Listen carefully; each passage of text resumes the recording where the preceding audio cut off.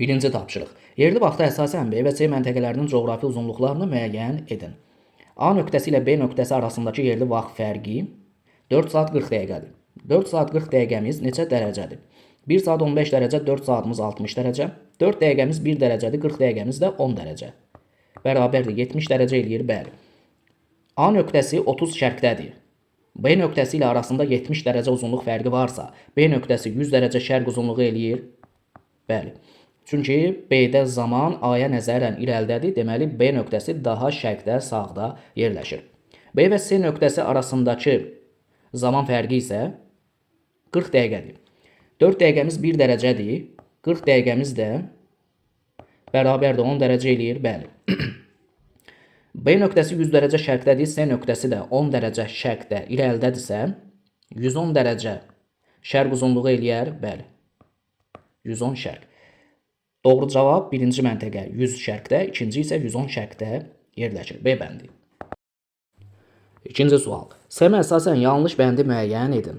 A məntəqəsi 23-cü saat qurşağında yerləşir. Bəli, A məntəqəsi 20 dərəcə qərbdədir. Qərbdə saat qurşağını hesablayanda verilən coğrafi uzunluğu 15-ə bölürük, bərabərdir 1, qalıqda 5, qalıq 7.5-dən kiçik olduğuna nəzərə almırıq, amma yekun cavabı qərbdə saat qurşağı hesablayanda 24-dən çıxırıq, bərabərdir 23 eləyir.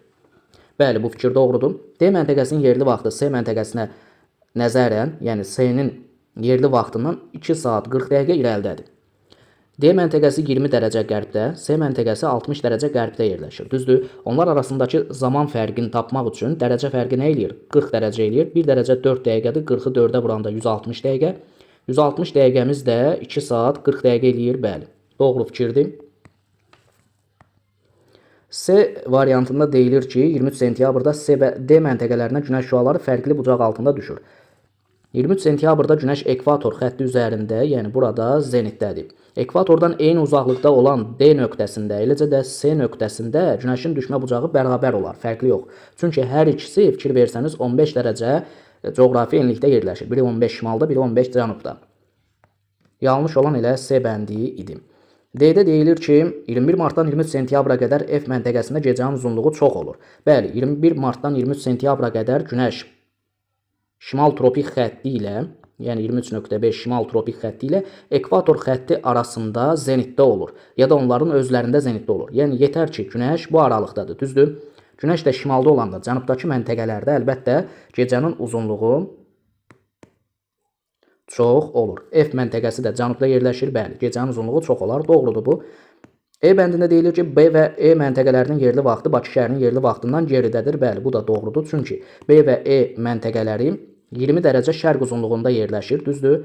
20 şərqdə. Bakı şəhəri də fikir versəniz təxminən burada 50 dərəcə şərq uzunluğunda yerləşir, 50 şərqdə. Ona görə Bakı şəhəri B və E-dən daha sağda, irəlidədir, zaman irəlidədir, bəli. Amma B və E məntəqələrinin vaxtı Bakı şəhərinə nəzərən daha geridədir. Bu fikir həqiqətən də doğru fikirdir. Yekun burada yanlış fikrimiz yalnız C bəndi idi. Üçüncü tapşırıq. 21 mart və 23 sentyabr tarixlərində gündüzün uzunluğu daha çox olan məntəqələr hansılardır? 21 mart və 23 sentyabrda günəş ekvator xətti üzərində zenitdə olur, düzdür? Ümumiyyətlə, ekvator boyu ərazilərdə, ekvatora yaxın ərazilərdə il boyu gecə gündüzün uzunluğu arasındakı fərq böyük olmur. Təxminən il boyu 12 saata yaxın göstəricilər alır. Ekvatorun özündə isə 12 saatdır. Ona görə daha uzun gündüz istəyiriksə, ekvator xəttindən mümkün qədər uzağa gedək. Yəni gündüzlərin gecənin uzunluğu ekvatordan qütblərə doğru artır. Bir sözlə, verilən məntəqələrdən ekvatordan daha uzaqda yerləşən 1, 2, 6-da gündüzün uzunluğu daha çox olar. D bəndi. Dördüncü. Yer planeti yarandığı ilk vaxtlarda onun səthinə çoxlu iri asteroidlər və meteoritlər düşməsinin səbəbi yerin maqnitosferinin olmaması idi. Yəni yerin maqnetizminin zəif olması. D bəndi. Euler-Venn diaqramına uyğun bəndləri müəyyən edin. 3 qitəni kəsib keçən şimal qütb dairədə əlbəttə 66.5 şimal enliyi həm Amerika qitəsin, həm Asiya qitəsin, həm də Avropa qitəsin. 60 dərəcə və 70 dərəcə cənub enlikləri arasında yerləşir cənub qütb dairə, çünki 66.5 cənub enliyi cənub qütb dairə hesab olunur. Yay gün dönümü günü, yəni günəş şimal tropikində zenitdə olarkən qütb gündüzü müşahidə olunur. Yay gündönümü günündə, yəni Günəş şimal yarımkürəsində zenitdə olanda, şimal qütb dairədə qütb gündüz olar da, düzdür? Cənubda qütb gecə olar. 3 uyğundur birinciyə. Yaz gecə gündüz bərabərliyi günü Günəş şüaları 23.5 bucaq altında düşür. Bəli, yaz gecə gündüz bərabərliyi günündə Günəş ekvatorda zenitdədir. Hər ikisi də ekvatordan 66.5 dərəcə şimalda və cənubda yerləşir. Eyni uzaqlıqdadır.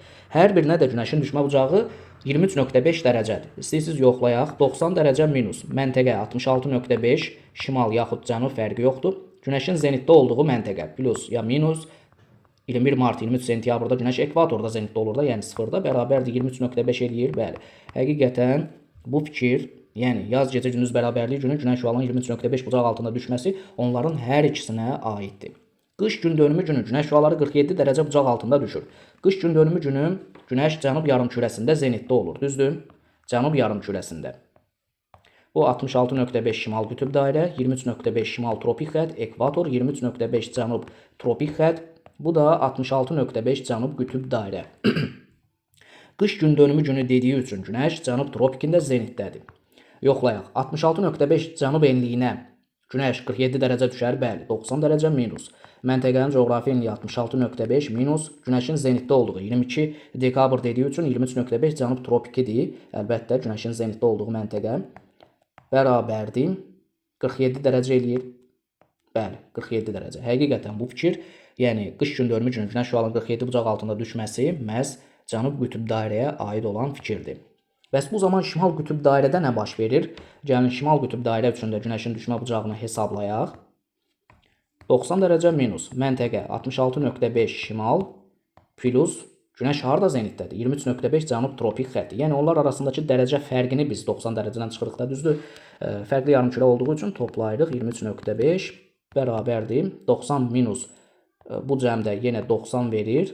90 minus 90 0 dərəcə, əlbəttə bu zaman şimal qütb dairədə qütb gecəsi müşahidə edilər.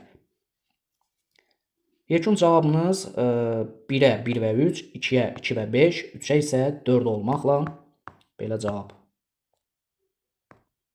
C bəndinə uyğun gəlir. 6-cı. Yerdə həyatın əmələ gəlməsinin ilkin şərti yer və Günəş arasında məsafənin münasib olmasıdır. E bəndi. 7-ci. A məntəqəsi 10 dərəcə şimal enliyində 130 dərəcə qərb uzunluğunda yerləşir. Deməli, A məntəqəsinin koordinatı 10 dərəcə şimalda 130 dərəcə qərb uzunluğunda yerləşir. Buradadır A məntəqəsi.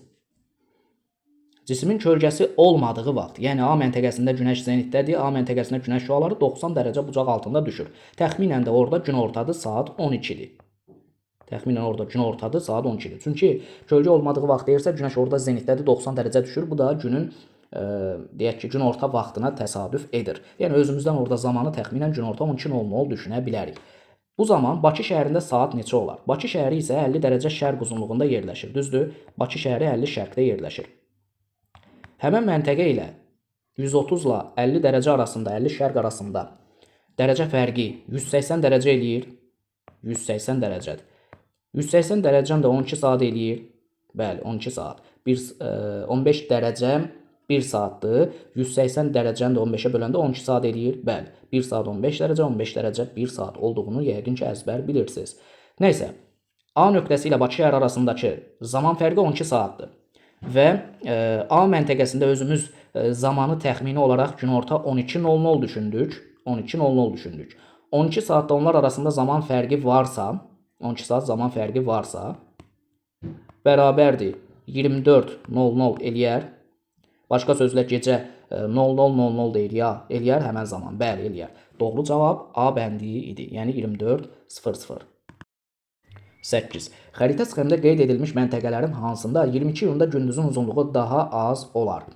22 iyunda Günəş təxminən burada zenitdə olur, yəni şimal tropik xəttində zenitdə olur. Yəni şimal yarımkürəsinə gündüzlər uzanır, gecələr qısalır. Şimal qütb dairədən şimal qütbünə qədər olan ərazilərdə isə qütb gündüzləridir konkret. Cənub yarımkürəsində isə gündüzün uzunluğu az olur. Bizə də az olması lazımdır, gündüzün uzunluğunun az olması lazımdır. Deməli, verilən məntəqələrdən cənubda olanları götürməliyik. Daha cənubda olan hansıdır? Verilən məntəqələrdən əlbəttə 5-ci məntəqə orada gündüzün uzunluğu daha az olar. Gecənin uzunluğu isə daha çox olar. B bəndi. 9. Yerli vaxtı Bakı şəhərindən 8 saat irəlidə olan məntəqənin aid olduğu saat qurşağının orta meridianını müəyyən edin. Bakı şəhəri 40-cı şimal enliyində 50 dərəcə şərq uzunluğunda yerləşir. Bakıdan 8 saat irəlidədir, yəni şərqdədir həmən məntəqə, sağdadır, düzdür? 8 saatımız neçə dərəcədir? 1 saat 15 dərəcədirsə, 8 saatımız da bərabərdir 120 dərəcə eləyər. Bəli, 120 dərəcə. Bakıdan 120 dərəcə şərqdə, Bakı 50 şərqdədir. 120 sağa getsə 170 dərəcə şərq uzunluğuna çatmış olarıq. Bəli, həmən məntəqə 170 şərqdədir. Və bizdən həmən məntəqənin aid olduğu saat qurşağının orta meridianını müəyyən etmək tələb olunur. Həmən məntəqə hansı saat qurşağındadır? Şərqdə saat qurşağını hesablayanda nə edirdik? 15-ə bölürdük. 170-in içində 15 nə qədərdir? 13 dəfə 165 eləyir. Düzdür? Qalır 5. Qalıq da 7 5-dən kiçikdir, nəzərə almırıq. Deməli həmən məntəqə 13-cü saat qurşağındadır. 13-cü saat qurşağının da orta meridianı nədir? Verilən saat qurşağının orta meridianı müəyyənləşdirmək üçün 15-ə vururuq da, düzdür? Bərabərdir 165 şərq. 165 onun ortasıdır, 165. Üzərinə 7.5 gəlməklə, 7.5 çıxmaqla, yəni 172.5 həmən saat qurşağının şərq sərhəddidir. 7.5 çıxanda da 157.5 də həmən saat qurşağının qərb sərhəddi hesab olunur. Bizdən orta meridianını tapmaq tələb olunduğu üçün 165 şərq cavabınız idi. Əgər şərqi qərbini də müəyyənləşdirmək tələb olunarsa, orta meridian üzərinə 7.5 əlavə edirsiniz ya da 7.5 çıxırsınız. 10-cu sual. A məntəqəsi 20-ci saat qurşağının orta meridianından 20 dərəcə qərbdə olarsa, onun yerləşdiyi saat qurşağının sərhədlərini müəyyən edin. 20-ci saat qurşağı əlbəttə 12-dən 24-ə qədər olanlar qərb yarımkürəsində yerləşir. Qərbdə də saat qurşağı verilirdi. Qayıdıb coğrafi uzunluğu necə tapırdıq? 24-dən verilən saat qurşağını çıxırdıq. Bərabərdir 4. Vururduq 15-ə, bərabərdir 60 dərəcə qərb uzunluğu. Həmən 60 qərbdən 20 dərəcə qərbdədir. Bəlli məsələ. 80 dərəcə qərb uzunluğundadır, bəli. İndi sual belədir ki, 80 qərb uzunluğunun yerləşdiyi saat qurşağının sərhədlərini müəyyənləşdirək. 80 qərb uzunluğu hansı saat qurşağındadır? 80-i bölürük 15-ə, bərabərdir 5 qalıqda 5, 7.5-dən kiçikdir, nəzərə almırıq, amma qərbdə saat qurşağını hesablayanda 24-dən çıxırıq, bərabərdir 19-cu saat qurşağı eləyir. Deməli, 80 dərəcə qərb uzunluğunun yerləşdiyi saat qurşağı 19-cu saat qurşağıdır. Həmən saat qurşağının sərhədləri bizə lazımdır, yəni şərqi və qərbi. Əvvəla qeyd eləyək ki, 19-cu saat qurşağının orta meridianı neçədir? 24-dən 19 çıxanda 5 eləyir, vururuq 15-ə bərabərdir 75 dərəcə qərb uzunluğu eləyir. Yəni 75 qərb həmən saat qurşağının orta meridianıdır. Onun sağını solunu necə müəyyənləşdirirdik? Üzərinə 7.5 gəlməklə, 7.5 çıxmaqla. 7.5 sola gedəndə qərb sərhəddi 82.5 dərəcə eləyər. 7.5 sağa gedəndə 67.5 də şərq sərhəddi eləyər. Belə cavab 67.5 qərb uzunluğu, 82.5 qərb uzunluğu. E bəndi idi. 11. Yerin sxemdəki vəziyyətinə əsasən doğru ifadələri müəyyən edin. Ekvator xəttini çəkirik və ekvatordan yuxarı, yəni şimal yarımkürəsinin daha çox günəşə tərəf meyilli olduğunu görə bilərik. Yəni şimal yarımkürəsi günəşə tərəf çevrilmiş vəziyyətdədir. Deməli, sxemdəki vəziyyət 22 iyun tarixinə aiddir. 22 iyun. Cənub yarımkürəsində ən uzun gecə müşahidə olunur. Bəli, 22 iyunda şimal yarımkürəsində yay fəslidir, gündüzlər uzundur. Cənubda isə bunun əksi, gecələr uzun olar. Doğrudur. Şimal yarımkürəsində ən qısa gündüz yox, ən uzun gündüzdür. Günəş 23.5 cənub enliyində yox, 23.5 şimal enliyində, yəni şimal tropik xəttində zenitdədir. 66.5 şimal enliyindən şimalda qütb gündüzləri müşahidə olunur. Bəli, 22 iyun tarixində şimal qütb dairə ilə şimal qütbünün arasında qütb gündüzləri müşahidə olunur. Doğrudur. Cənub yarımkürəsində yay yox, qış fəslidir. Şimaldadır yay fəsli. Günəş şüaları Bakıya 73.5 bucaq altında düşür. Bakı 40-cı şimal enliyindədir. Sxemdəki vəziyyət 22 iyun tarixidir və Günəş 23.5 şimal tropik xəttində zenitdədir. Bu zaman Bakı şəhərinə, yəni 40-cı şimal enliyinə Günəşin düşmə bucağı əlbəttə 90 dərəcə minus məntəqə 40-cı şimal enliyi minus Günəş harda zenitdədir? 23.5 şimal tropik xəttində bərabərdir 73.5. Bəli.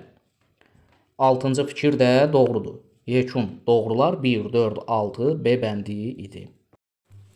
12. Diaqrama əsasən cismin yerləşdiyi coğrafi enliyi müəyyən edin. 21 martda cismin kölgəsinin uzunluğu 1 metr. 22 iyunda daha çoxdur 2 metr. 23 sentyabrda yenə 1 metr. 22 dekabrda isə fikir versəniz kölgə 0-dır. Yəni 22 dekabr tarixində həmən məntəqəyə günəş şüaları deməli günorta vaxtı təxminən 90 dərəcə bucaq altında düşübdür. Ki kölgə 0 metrdir. Günəş 90 dərəcə düşəndə kölgə 0 olur da, düzdür? Buradan qrafikdən bəlli olur ki 22 dekabrda kölgə yoxdur. Kölgə 0 metrdir. Deməli 22 dekabrda həmən məntəqəyə günəş 90 dərəcə bucaq altında düşür anlamına gəldi. Düzdür? 22 dekabrda günəş hansı məntəqəyə 90 dərəcə bucaq altında düşür? Yəni zenitdə olur əlbəttə 23.5 cənub tropik xəttində, cənub enliyində. D bəndi doğru idi. 13. Xəritə sxemə əsasən qütb gecə və gündüzlərin müşahidə olunduğu məntəqələri müəyyən edin. Qütb gecə gündüzləri 66.5 şimal qütb dairə ilə şimal qütbünün arasında, yəni qeyd olunan bu ərazidə, eləcə də 66.5 cənub qütb dairə ilə cənub qütbü arasında, yəni bu ərazilərdə müşahidə edilir. Ona görə də qütb gecə gündüzlərinin müşahidə olunduğu nöqtələr C nöqtəsi, E nöqtəsi, H nöqtəsi olar. A bəndi doğru idi. 14. Müxtəlif məntəqələrdə eyni anda günəşin üfüqdə vəziyyətinə əsasən daha qərbdə olan, yəni yerli vaxtı daha geridə olan məntəqəni müəyyən edin. Sxemlərdən bəlli olur ki, günəş şərqdə çıxır, qərbdə batır, günorta da mərkəzdə, yəni baş üzərində olur. Şərqdə çıxmasını 6:00 qəbul eləyək, qərbdə batmasını isə 18:00, günorta vəziyyətini isə 12:00. İkinci məntəqədə günəşin görünən vəziyyəti, fikir versəniz, 6:00 ilə 12:00-nun arasındadır. Təxminən 9:00 düşünək. Üçüncü vəziyyət 12:00 ilə 18:00 arasındadır. Yəni 15:00 düşünsək yaxşı olar. Dördüncü məntəqə günəşin görünən vəziyyəti 6:00-dan bir qədər irəli gedib günəşin görünən vəziyyəti, yəni təxminən, amma 9:00-a çatmayıb da, yəni ikinci vəziyyət kimi deyil. Düzdür? 8:00 düşünək. Beşinci vəziyyət. Yenə də üçüncü vəziyyətə fikir verin. 15:00-dan bir qədər irəliləyib də, düzdür? Təxminən 17:00 düşünək. İndi burada ən geridə olan zaman hansıdır? 8:00, düzdür? Yəni günəşin dördüncü vəziyyəti C bəndi. 15. Başlanğıc meridiandan 27 dərəcə şərqdə və qərbdə yerləşən məntəqələrin aid olduğu saat qurşaqlarını müvafiq olaraq müəyyən edin. Başlanğıc meridian 0-dır. Başlanğıc meridiandan 27 dərəcə şərqdə olan 27 dərəcə şərq uzunluğudur. 27 dərəcə qərbdə olan isə 27 qərb uzunluğudur. Onların müvafiq olaraq yerləşdiyi saat qurşaqlarını müəyyənləşdirək. 27 dərəcə şərq uzunluğun hansı saat qurşağında yerləşdiyini tapmaq üçün şərqdə saat qurşağını tapanda nə edirik? 15-ə bölürük, bərabərdir. 27-nin içində 15 bir dəfə, qalıq nə qalır? 27-dən 15 çıxırıq, 12 qalır. Qalıq 7/5-dən, yəni 15-in yarısından böyük olduğu üçün alınan cavabın üzərinə 1 əlavə edirdik də, düzdür? 1 üstəgəl 1 bərabərdir ikinci saat qurşağında. Deməli, cavabımızın biri ikinci saat qurşağıdır. 27 qərb hansı saat qurşağında? Qərbdə saat qurşağını hesablayanda yenə də verilən coğrafi uzunluğu 15-ə bölürük, bərabərdir 1, qalıq da 12. Yenə də qalıq 7/5-dən böyük olduğu üçün alınan cavabın üzərinə 1 əlavə edirik 2. Amma qərbdə həmişə 24-dən çıxırıq. O da bərabərdir 22-ci saat qurşağı. 22. Belə cavab 2 və 22 ardıcıllığı ilə E bəndi doğru idi. 16. Hansı ərazilərdə maqnit anomaliyası müşahidə olunur? Əlbəttə, dəmir filiz yataqlarında müşahidə olunur da, düzdür? Çünki onlar ferromaqnit xassələrinə malik olan faydalı qazıntılardır. C bəndi. 17. Qütb parıltısı yaranır. Qütb parıltısı günəş küləyinin elektrik yüklü hissəciklərinin yer atmosferinin yuxarı hissəsi ilə toqquşması nəticəsində yaranır. B bəndi. 18. Günəşin üfüqdə vəziyyətinə əsasən şimal yarımkürəsində müşahidə olunan fəsilləri müəyyən edin. Birinci vəziyyətə əsasən Günəş üfüqdə ən maksimal hündürlüyə qalxıb, yəni şimal yarımkürəsinə Günəşin düşmə bucağı daha çoxdur, temperatur artır. Əlbəttə, yay fəsli olar. Üçüncü vəziyyət isə Günəş üfüqdə hündürlüyü aşağıdır, düşmə bucağı aşağıdır. Deməli, üçüncü vəziyyət şimal yarımkürəsində nə zaman Günəş üfüqdə minimal hündürlüyə qalxır, Günəşin düşmə bucağı az olur? Əlbəttə, qış fəslində. İkinci vəziyyət də ortaqdır da, düzdür, ortadır. Həm yaz, həm payız fəsli düşünə bilərik. Belə cavab yay, mərkəzdə ya yaz olsun, ya da payız, sonda, üçüncüdə isə qış. E bəndi doğru olar. 19. 10 dərəcə cənub enliyinə Günəş şüaları 76.5 bucaq altında düşdüyü zaman Günəşin zenitdə olduğu coğrafi enliyi müəyyən edin. Günəş 10 dərəcə cənub enliyinə 76.5 bucaq altında düşürsə, harada zenitdədir? Əlbəttə 23.5 cənub enliyinə oxşayır. 23.5 cənub enliyi. Yoxlayaq. Günəş əgər 23.5 cənub enliyindədirsə, 10 dərəcə cənub enliyinə Günəş şüaları nə qədər düşər? Günəş şüasının düşmə bucağını tapmaq üçün məntəqə ilə Günəş haradadırsa, harada zenitdədirsə, onlar arasındakı dərəcə fərqini, buradan bura dərəcə fərqi nə qədərdir? 13.5 dərəcədir. Həmən o dərəcə fərqini 90-dan çıxırıq da, düzdür? 13.5 bərabərdir 76.5 eləyir. Bəli, həqiqətən də Günəşin düşmə bucağı 10 dərəcə cənub enliyinə, əgər Günəş 23.5 cənub tropikində zenitdədirsə, 76.5 bucaq altında düşər. Cənub tropik xətti, A bəndi. 20. Tropik işıqlanma qurşağının cənub sərhəddi ilə Bakı şəhəri arasındakı məsafəni hesablayın. Bilirik ki, şimal qütbü ilə şimal qütb dairə arasındakı ərazilər qütb işıqlanmadır. Şimal tropik xətti ilə şimal qütb dairə arasındakı ərazilər şimal mülayim işıqlanma qurşağıdır. Tropik xəttlər arasındakı ərazilər, bu ərazilər tropik işıqlanma qurşağıdır. Cənub tropik xəttindən cənub qütb dairəyə qədər olan ərazilər cənub mülayim işıqlanma qurşağıdır. Cənub qütb dairədən cənub qütbünə qədər olan bu ərazilər isə qütb işıqlanma qurşağıdır.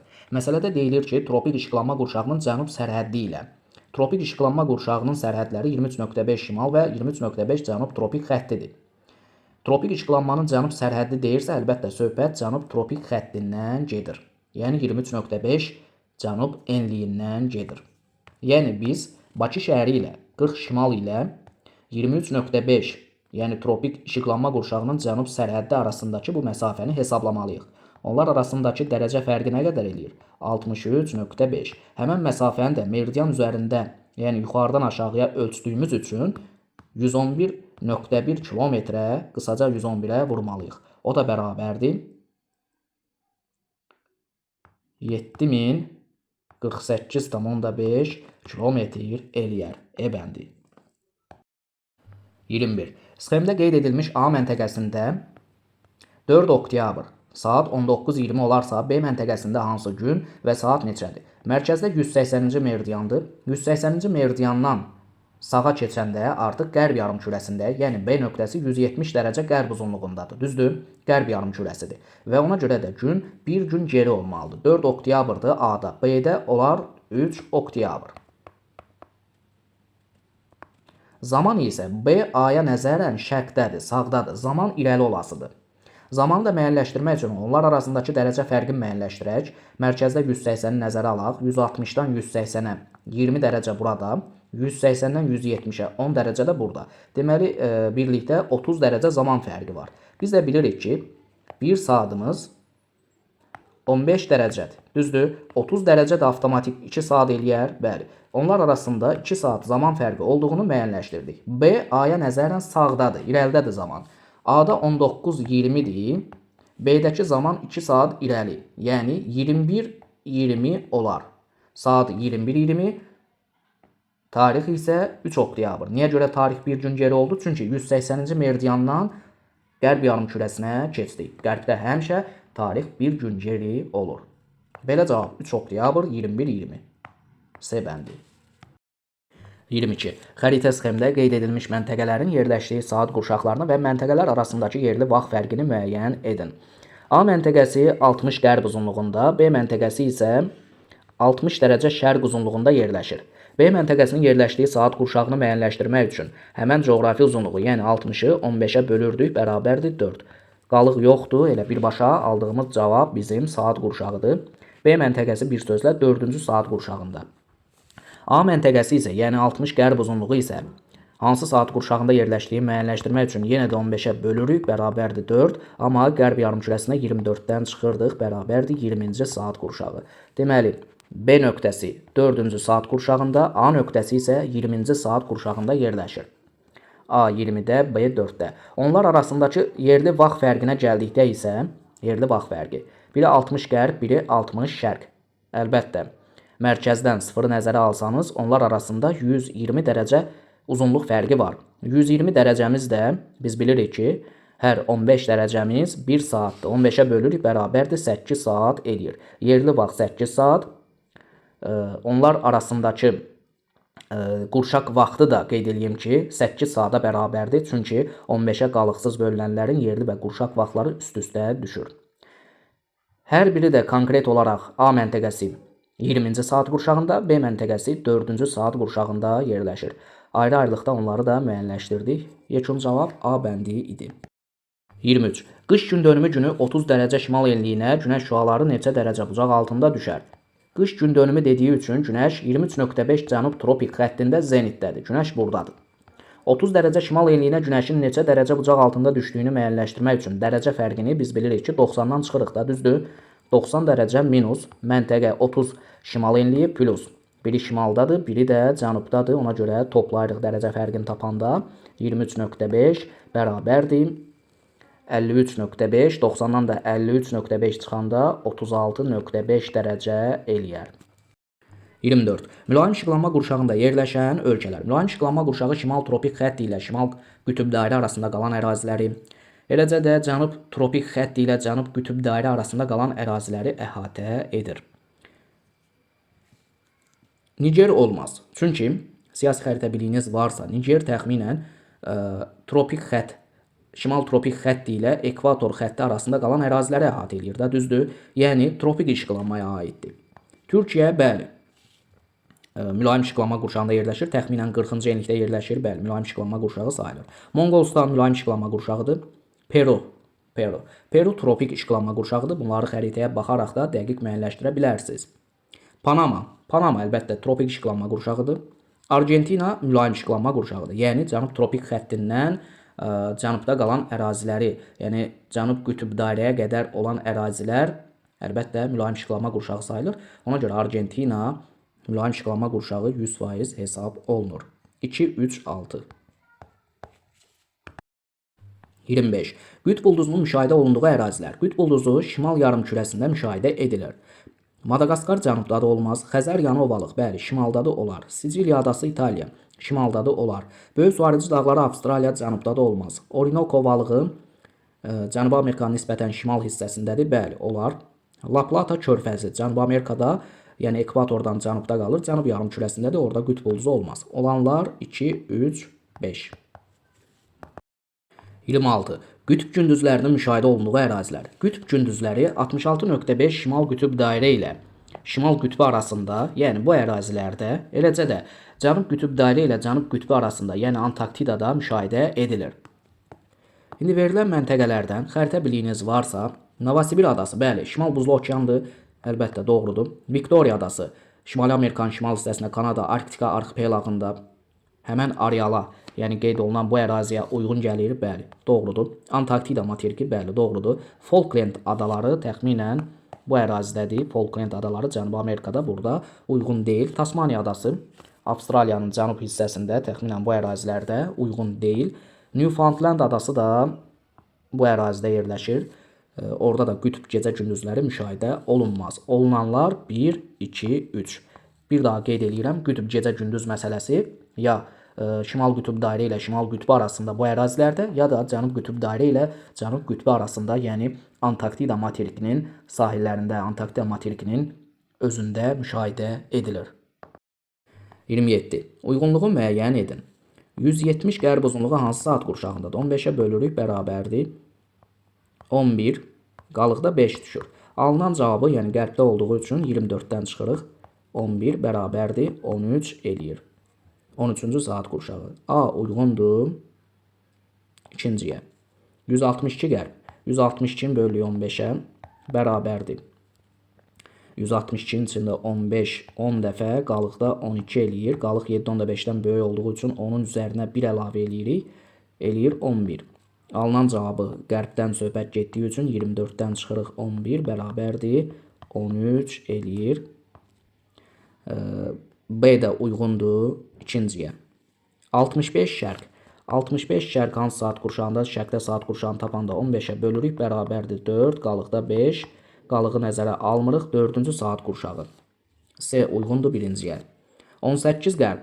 18-i bölürük 15-ə bərabərdir 1, qalıqda 3. Alınan cavabı 24-dən çıxırıq. Bərabərdir 23-cü saat qurşağı. 18 qərb 23-cü saat qurşağıdır. Yəni D uyğundur üçüncüyə. 25 qərb. 25-i bölürük 15-ə bərabərdir 1, qalıqda 10, 7 10-5-dən böyükdür qalığımız. Ona görə 1-in üzərinə 1 əlavə edirik. Bərabərdir 2. Yekun cavabı qərbdən söhbət getdiyi üçün 24-dən çıxırıq. Bərabərdir 22-ci saat qurşağı eləyir. Verilənlərdən heç birinə aid deyil. Doğru cavab 1-ə C, 2-yə A və B, 3-cüyə isə D uyğun gəlir. Və sonuncu situasiya sualları ilə davam edək. Ya gündönümü günün şimal sərhəddinə günəş şüaları 47 dərəcə bucaq altında düşdüyü zaman bu işıqlanma qurşağında gündüz uzun, gecə qısa olur. Əlbəttə, ya gündönümü günü günəş şimal tropik xəttində zenitdədir. Bu zaman hansı işıqlanma qurşağının şimal sərhəddinə günəş şüaları 47 dərəcə bucaq altında düşər? Ya gündönümü günü şimal yarımkürəsində olur da gündüz uzun, gecə qısa. Yəni bu əlamətlərdən bəlli olur ki, həmçinin ya gündönümü söhbətindən bəlli olur ki, bizim axtardığımız işıqlanma qurşağı şimal yarımkürəsində olan işıqlanma qurşağıdır. Gəlin mülayim işıqlanma qurşağını yoxlayaq. Mülayim işıqlanma qurşağı 23.5 şimal tropik xətti ilə 66.5 şimal qütb dairə arasında qalan əraziləri əhatə edir. Həmən işıqlanma qurşağının şimal sərhəddi 66.5-dir, bəli. Ora üçün günəşin düşmə bucağını hesablayaq.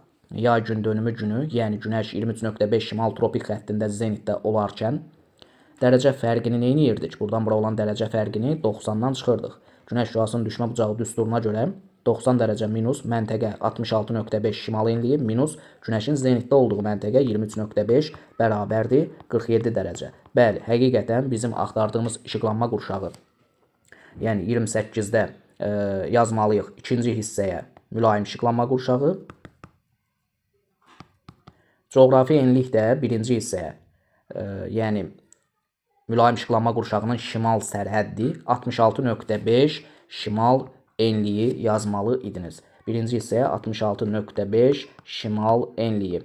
Və burada işıqlanma qurşağına daha aydın şəkildə şimal mülayim işıqlanma qurşağı yazsanız daha yaxşı olar. Çünki mülayim işıqlanma qurşağı həm şimalda, həm də cənubdadır. Cənub tropik xəttlə cənub qütb dairə arasında qalan ərazilər də yadda saxlayaq ki, mülayim işıqlanma qurşağı gedir.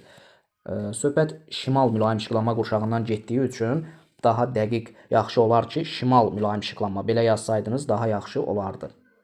28-ci sualın cavabı bəlli. Coğrafi enliyi 66.5, işıqlanma qurşağı da şimal mülayim. 29-a baxaq. Mətndə verilmiş işıqlanma qurşağından şimalda və cənubda yerləşən işıqlanma qurşaqlarını müvafiq olaraq müəyyən edin. Mətndə verilən işıqlanma qurşağı mülayim işıqlanma qurşağıdır da, düzdür? Mülayim işıqlanma qurşağından, yəni bu ərazidən şimalda qalan işıqlanma bura hansı işıqlanma qurşağıdır? Qütb işıqlanma qurşağıdır, bəli. Mülayim işıqlanma qurşağından bəs cənubda qalan bu ərazi hansı işıqlanma qurşağıdır? Bu ərazilər. Tropik işıqlanma qurşağıdır, bəli, 23-lərin arası. 29-un cavabı olmalı idi. Qütb işıqlanma qurşağı, qütb işıqlanma